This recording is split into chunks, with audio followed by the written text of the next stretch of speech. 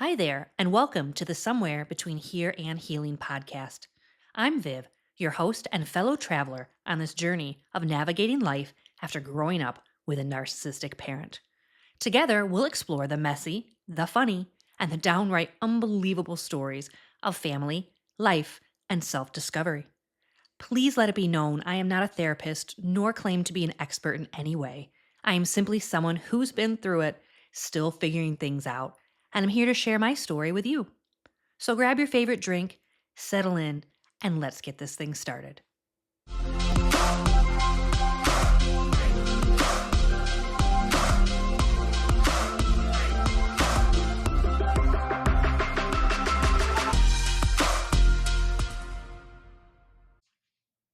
Sometimes it takes a while to realize that it wasn't just the person hurting you, it was the people who stood by and let it happen.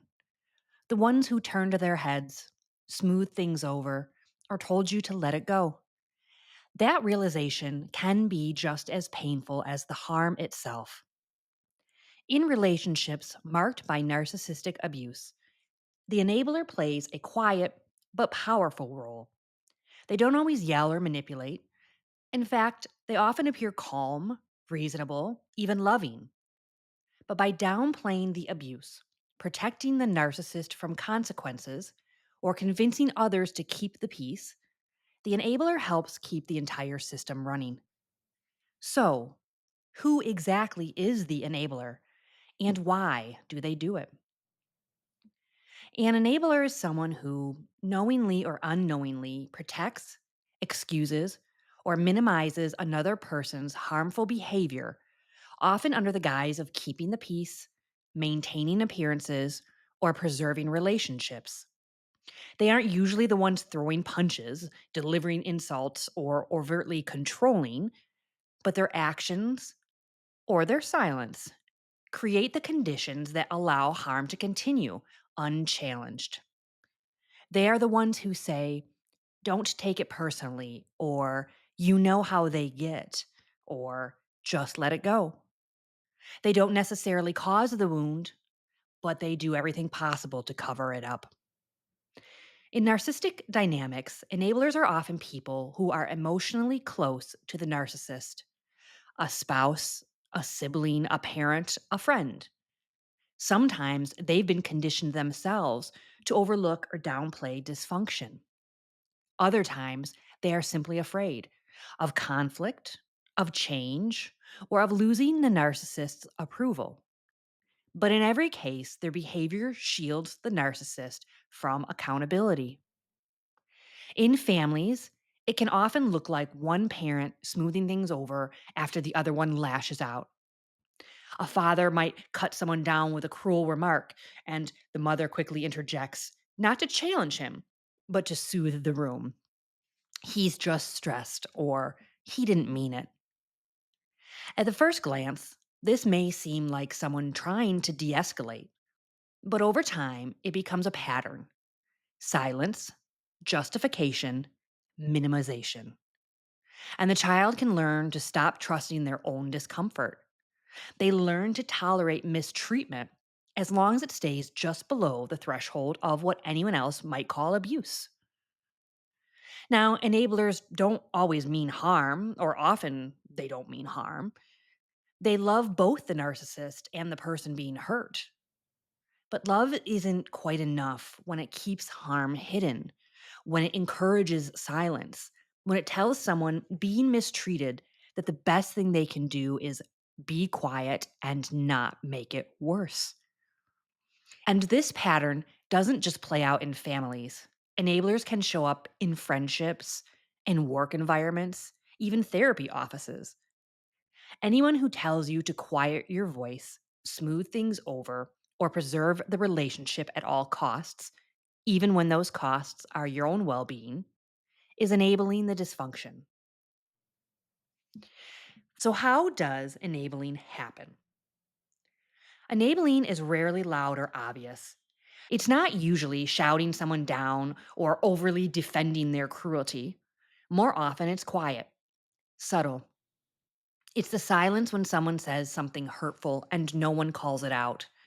It's the nervous laugh after a cruel joke. It's the careful avoidance of topics that might stir conflict. Enabling hides in the small moments, moments that build up, reinforce harmful behavior, and teach others to suppress their own needs for the sake of keeping the peace. At its core, enabling happens through denial, rationalization, minimizing, and avoidance. Each one serves as a defense mechanism, not just for the narcissist, but for the enabler too. Often, the enabler doesn't want to believe things are as bad as they are, so they downplay it.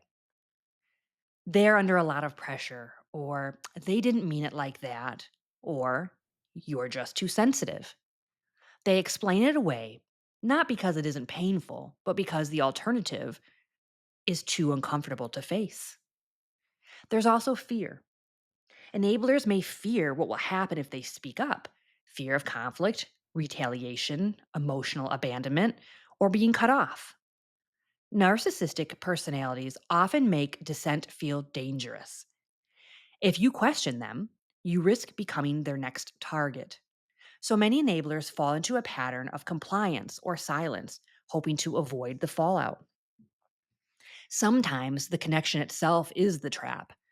An enabler might feel emotionally dependent on a narcissist, especially in family dynamics or long standing relationships. If the narcissist is a partner, parent, boss, or friend who also provides moments of praise or affection, the enabler may cling to those scraps of validation. They may believe that keeping the peace is the only way to maintain the relationship, that if they just stay quiet or try harder, things will get better. There's also conditioning, especially for those who grew up in environments where dysfunction was normalized. If you were raised around emotional control or manipulation, you may have been taught, consciously or not, that love means tolerating harm, that your role is to smooth things over, not stir the pot. In these cases, enabling doesn't feel like a choice, it feels like survival. But no matter how it happens, enabling always sends the same message: the narcissist's comfort matters more than the harm they're causing. Now, I do have a few examples of enabling to share with you today, and I often do so in the form of almost quite literally sharing someone else's word. I'd like to try today and share these moments in a little different way, so let's give it a go. The counseling session. The office was quiet, tucked away at the end of a hallway, neutral walls, a softly ticking clock, a place meant to feel safe. She sat on the edge of the couch, hands clenched in her lap, trying to hold herself together. She had rehearsed what to say. She had almost convinced herself it was okay to say it out loud. I thought he'd help, she would say later. He had to see how wrong it was, how broken I was becoming. She stared at the floor and her voice cracked. He yells at me every night, tells me I'm worthless, that no one would ever want me. I feel like I'm disappearing, like I don't matter. The counselor nodded slowly. His voice was calm. Sometimes, when someone's under stress, they say things they don't mean, he said. Are there things you might be doing that make him feel frustrated or unappreciated? Have you talked to him about how you feel? She blinked. I have. He says I'm being dramatic. Well, relationships take work, he replied gently. Maybe he's struggling in ways you can't see. It might help to give him some space and focus on the things you can control: your response, your communication, and your patience. She nodded, but inside she felt herself deflate. This isn't what she came for. She didn't need a strategy for better communication. She needed someone to say, this isn't okay, and you don't have to live like this. Instead, she left with a notebook of coping techniques and a quiet ache that said, you're still alone in this. This is what an enabling can look like: polished, professional, and completely blind to the power imbalance at play. By redirecting the responsibility back onto the person being harmed, the counselor unintentionally upheld the status quo. There was no confrontation, no naming of the abuse, just more advice on how to adjust herself to the mistreatment. This kind of enabling is especially damaging because it wears the mask of support. It teaches people to second guess their reality, to work harder inside a system that's already eroding them. And over time, it chips away at the belief that things could be different. Why enabling gets worse over time. Enabling doesn't freeze dysfunction in its place, it actually accelerates it. When a narcissist isn't challenged, when their behaviors are ignored, justified, or excused, they interpret that as permission, and so they escalate. Little jabs can turn into outright insult. Passive aggressive comments become open humiliation. Emotional withdrawal turns into psychological punishment. They test boundaries, and if those boundaries don't hold, they keep moving the line. This pattern isn't always conscious. It's not that every narcissist sits around scheming to increase control or manipulation, but the feedback loop is real. No accountability leads to bigger power grabs. They push, and if no one pushes back, they push harder. And here's a part that's hard to admit: the enabler often becomes part of that escalation. At first, they may try to keep the peace, calming tensions, smoothing over conflicts, encouraging patience or forgiveness. But as the narcissist's behavior worsens, the enabler may start to double down. They protect the image. They fear being blamed. They convince themselves that things aren't that bad, because if they are, then they've been complicit in it. That cognitive dissonance leads to more intense form of enabling, one that includes minimization, gaslighting, and even turning on others who try to speak the truth. A friend who once validated your hurt may now tell you you're being dramatic. A parent who once seemed like your protector may start defending the very person who's causing harm. These shifts often come from fear of losing the narcissist's approval, fear of losing stability, or fear of confronting their own role in the dysfunction. And when enablers start to internalize the narcissist's worldview, they can become just as harmful, sometimes even more so, because they seem like the safe person, the voice of reason, until they're not. So let's go on to another story: the friendly enabler. The trail was quiet, a soft breeze threading through the trees. Two friends walked side by side, their sneakers crunching gravel, the kind of silence that invites honesty. "I don't know what to do anymore," one of them said, voice brittle. "He called me lazy, said I'm too emotional, that I make him miserable. And the worst part, I believe him. I actually start to wonder if I am the problem." Her friend stayed quiet, eyes focused on the path ahead. Then came the hesitant reply: "Look, he's not perfect, but he's a good guy. He's just under a lot of pressure. Maybe you're reading too much into it." The words landed like a weight. There it was, that subtle shift from support to silence, from "I'm here for you" to "maybe you're too much." And just like that, emotions zipped all back up. They kept walking, conversation moved on, but something had changed. At that moment, the one that should have, could have been a bridge became a wall. What started as a friend who listened and offered support now sounds eerily similar to the voice inside the narcissist's head. And it's not always because they want to betray trust. Sometimes it's because it's easier to repeat the narrative than to face the mess of what might really be happening. People don't always realize when they become part of the machine. They think they're helping, they think they're keeping things balanced. But slowly, piece by piece, they start to reinforce the very dynamics that are breaking someone down. And over time, that repetition, the downplaying, the dismissal, the subtle shifts in tone, can hurt just as much as the original harm. Being hurt by a narcissist is painful, but being dismissed, denied, or silenced by someone who claims to care about you, that's something else entirely. That's betrayal layered on top of betrayal. It often starts with small moments. You try to explain what's been happening, how the criticism never stops, how the tension in your body never fully leaves. how every interaction feels like a game you're rigged to lose, and someone shrugs, or changes the subject, or says, I'm sure they didn't mean it like that. So you stop talking, you pull inward, you go quiet in rooms where you used to feel seen. It's not just the narcissist cutting you off from support, it's the world around you subtly reinforcing the idea that your pain is uncomfortable, inconvenient, or imagined. The isolation becomes internal. Even when you're surrounded by people, you feel alone in your experience. You start thinking, maybe I really am overreacting. Maybe I'm just hard to love.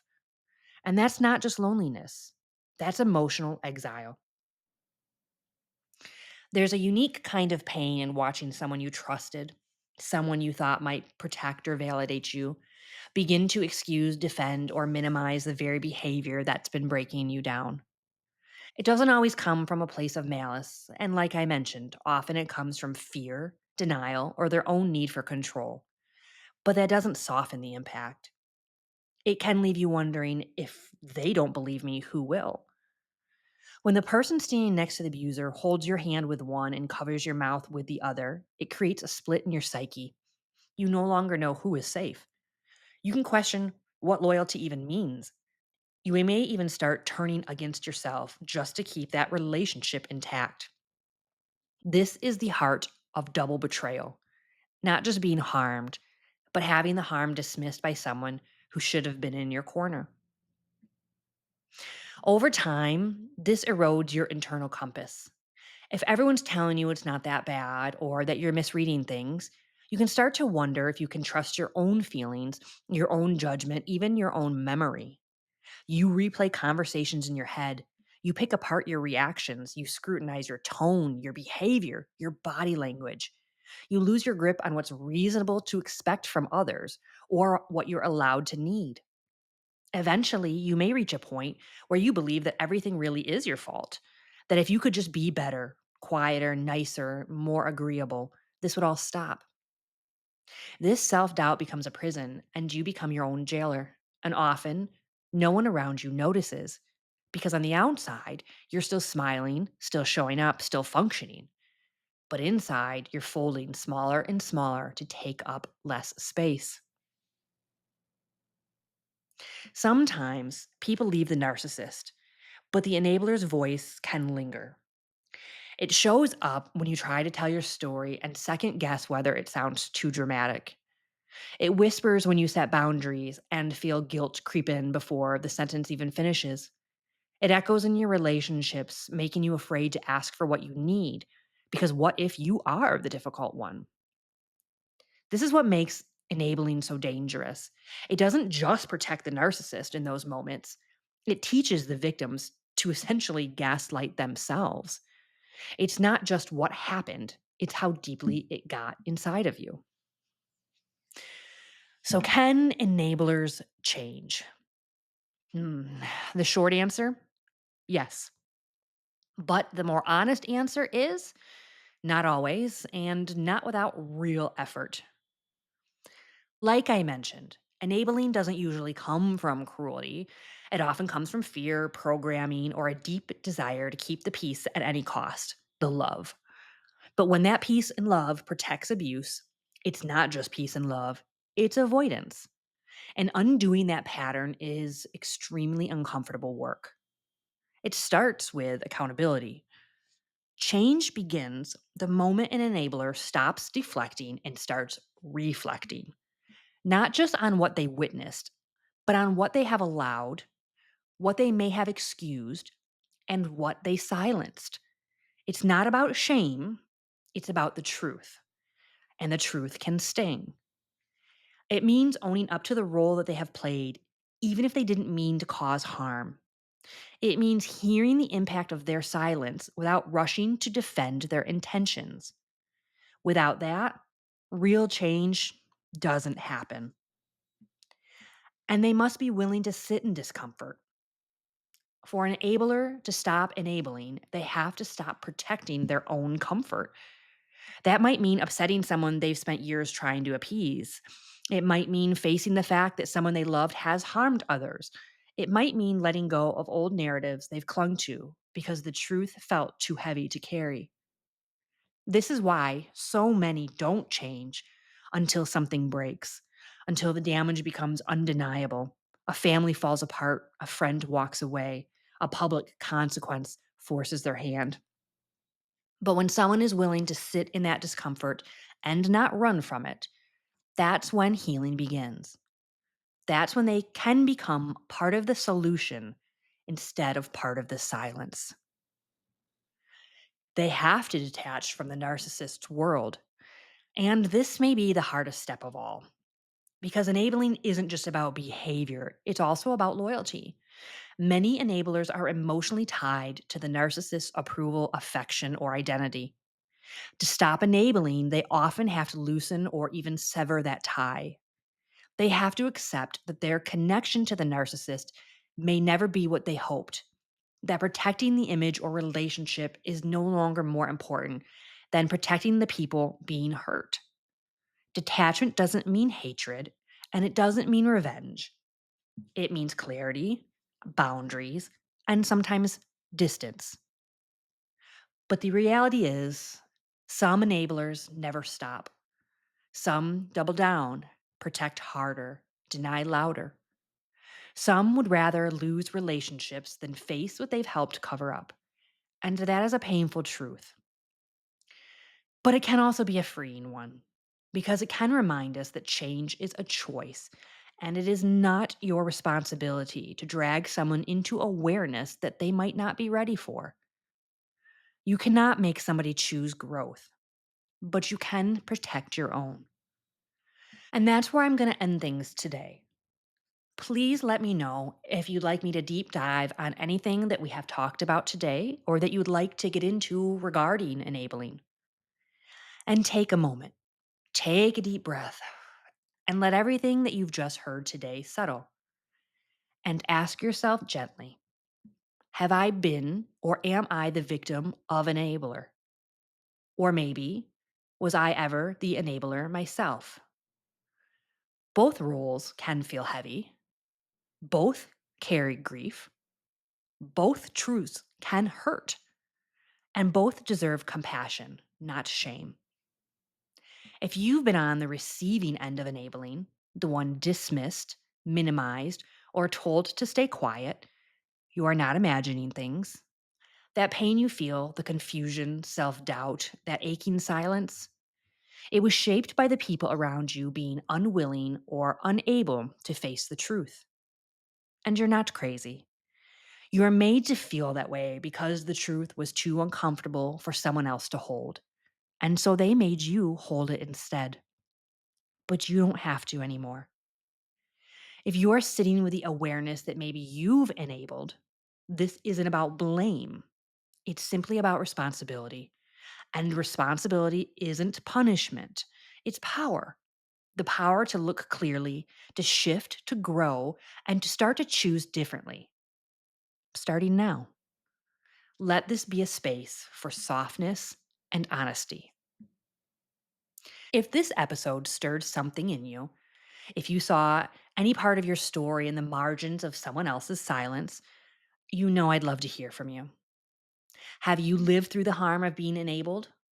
Or did you one day wake up and realize, oh my gosh, I was protecting the wrong person? Whatever the answers are, your story matters.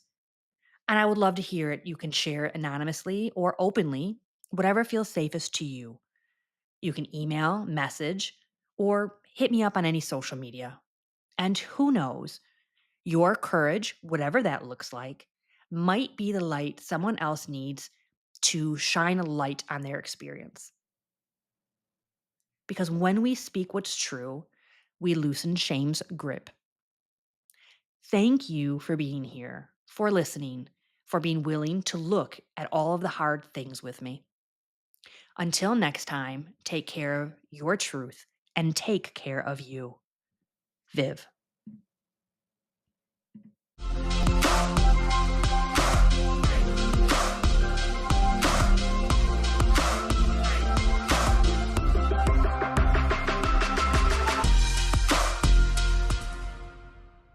Thank you for listening and spending time with me today. I appreciate you all so much. If you haven't already, please subscribe wherever you listen to podcasts and follow me on social media. Your support means the world. Plus, it really helps a podcast grow and reach more people like us. And don't forget, I'd love to hear from you. Send me your questions, share your story, or just drop by to say hello at vivvance@gmail.com. Until next time, remember, healing isn't linear, life can be unpredictable, but you are never alone in this journey. Take care, and I'll talk to you soon.